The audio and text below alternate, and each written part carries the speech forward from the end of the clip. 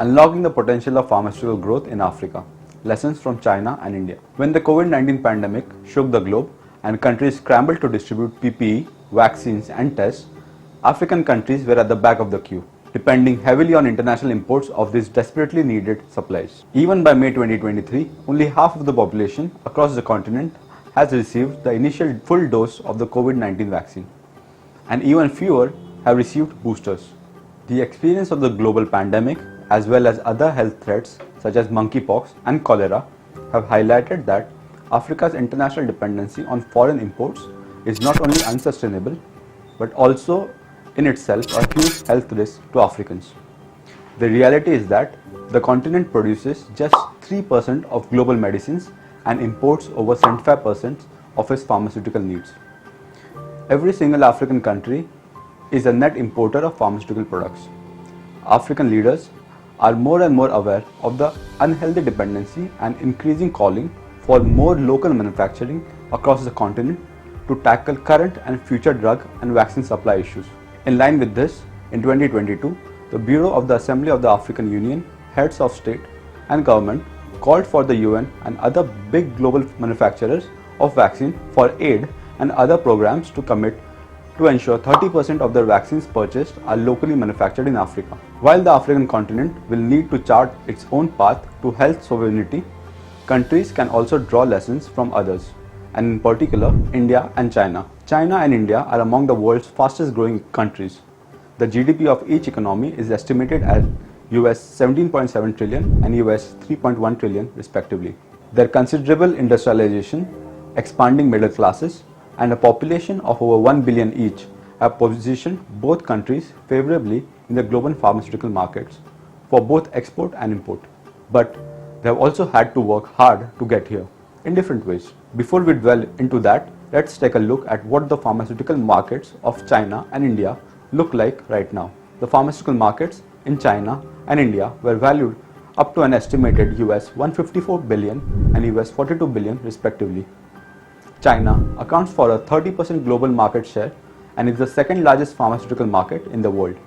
And the Indian pharmaceutical industry has grown into becoming the third largest pharmaceutical industry globally and the 13th largest in terms of value. China now exports nearly as much as it imports, where exports mainly consist of APIs, active pharmaceutical ingredients, to more than 160 countries worldwide. Indian pharmaceutical exports exceed their imports, with pharmaceutical trade expanding from less than US 2 billion to over US 27 billion during the last 20 years. China and India are therefore extremely strong players in the global pharmaceutical game. To understand how they got here, we must first briefly turn backwards and look at the historical paths taken by both countries. For China, the path had 5 key stepping stones. Stage 1, 1945 to 1978. Following the end of World War II, the Chinese pharmaceutical market experienced a surge in drugs made overseas, like in Europe and US. The Chinese government introduced measures like trusts to control these sales and strengthen the domestic market. Stage 2, 1978. At this point, China started to gradually allow foreign direct investment from overseas into the pharma market and introduced special economic zones to make sure each industry had enough infrastructure around them, as the rest of the country was not very well developed. Even though foreign investment was still strictly controlled, China's domestic market looked so big and enticing, foreign investors were ready to follow the rules. The pharmaceutical industry became one of the faster growing sectors of the national economy. Stage 3, 2001. While China already had fairly strong intellectual property recognition for pharma products since 1984, China's accession to the WTO and Agreement on the Trade-Related Aspects of Intellectual Property Rights (TRIPS) in 2001 meant foreign and domestic investors became even more certain that they could protect their products in China, so they all invested more. Stage 4, 2006 to 2010. Here, China's 11th five-year plan focused on building innovation and optimizing the pharmaceutical industry, encouraging mergers so that firms were running efficiently. Stage 5, 2010 till date. Now, China is in a place where it is focusing on increasing overseas sales, streamlining even more, and strengthening innovation, investing into more product development that could be successful worldwide. So that's China. But how about India? Well, as it happens, India has had a totally different path based on 4 key stages. Stage 1, 1911 to 1970. Soon after independence, the government started promoting domestic production, which led to foreign companies leaving the country and the slow rise of domestic producers. Stage 2, 1970 to 1995.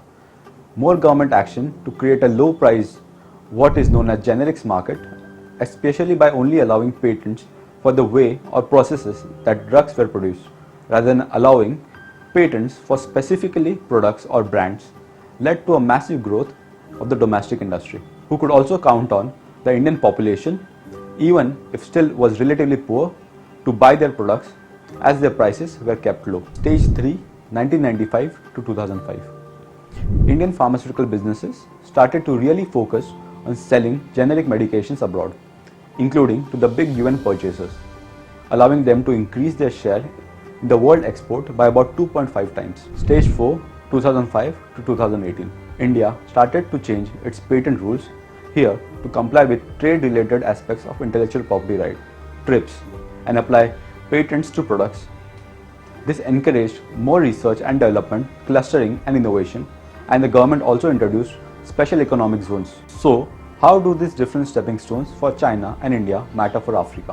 While the African region also benefits from a population of over 1 billion people, like China and India, Africa is not a country, it is 55 countries. Despite this, we believe the stories of China and India and how they have developed the pharmaceutical industries, albeit through different paths, can help African countries on their own path forward. China and India, like African countries, also faced trade deficits at the beginning, but over time took proactive, albeit different policy actions to get out of this situation. These are policies that African countries and the entire African region, especially with the African Continental Free Trade Area, can consider introducing or using. So what exactly could African countries learn from these examples?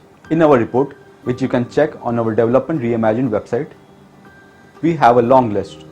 But for now, to keep it simple, I would like to highlight 3 in particular. First, when looking to grow the pharma markets, African countries should follow the examples of China and India and prioritize the large, stable domestic market by using it as a primary market to build a base, thus gaining experience, scale and efficiency. How to do this?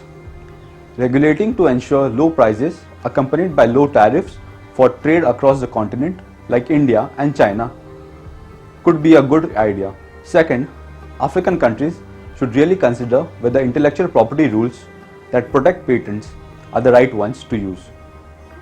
Maybe they should only protect processes also like India did, at least at these early stages anyway. And third, learning lessons from both China and India, who now export globally.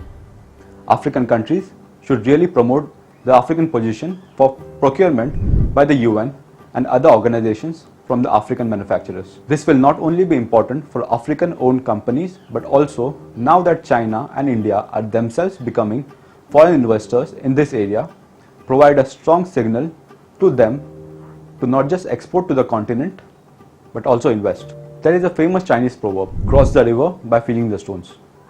Well, there are certain caveats and no doubt many challenges that African countries will need to be aware as they cross their own river.